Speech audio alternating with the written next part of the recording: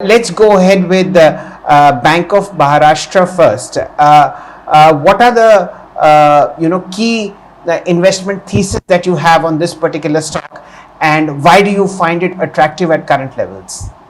So it tells us two aspects. One, I think on a year-on-year basis, most banks have done well. I think you probably need to now identify where a large outperformance has been on a quarter-on-quarter basis. I think that's where Bank of Maharashtra has probably stood out in most parameters. You look at NIMS as an example, close to 3.86 versus 3.78 quarter-on-quarter. So they've actually shown an expansion in NIMS. Return ratios have remained very, very healthy.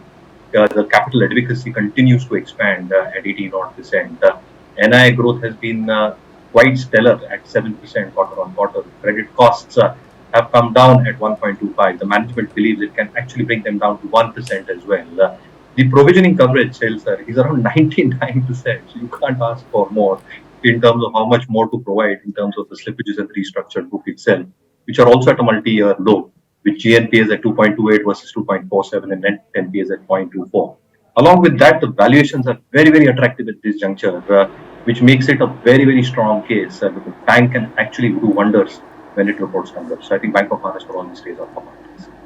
And absolutely, if you look at the 10-year graph, which is there right in front of our screen, we've seen an all-time high somewhere of about 80, 85 rupees. The stock at about 34 has seen a lot of value explosion already.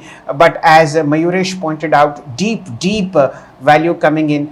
Where else can you find a bank with has a 12-year a 12-month earnings of about 3,000 crore rupees on a trailing 12-month basis, and a market capitalization just of 24,000 crores. A lot of other details that we can share on this bank, of course, is the fact that the high and low range that you see on this one is about 16 to 36 rupees. Deep value across the PSU banking space.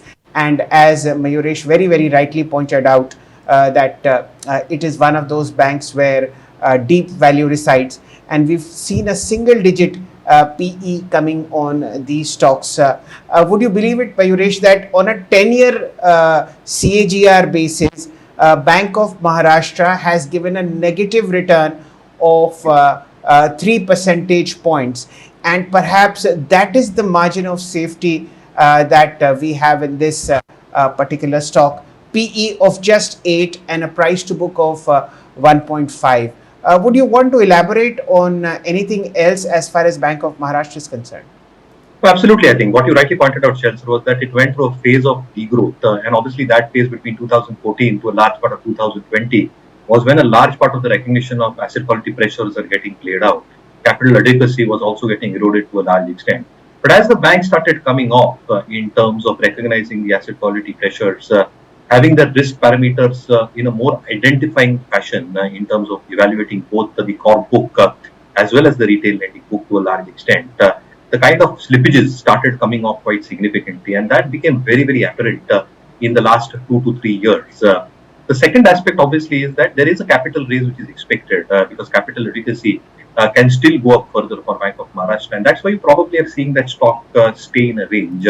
But once that is out of the way, at a point of time it happens, our own sense is that with the kind of valuations that they are trading, or the bank is trading at this point of time, and looking at its long-term averages, with all the stats that I mentioned, the expansion can be pretty robust. I think they can expand in terms of the price earning by at least 2 times, which means that the stock price can actually double. Absolutely. The dividend yield of 3.8% at current levels shows a lot of scope even for those value investors who would want to get into Bank of Maharashtra, even at current levels.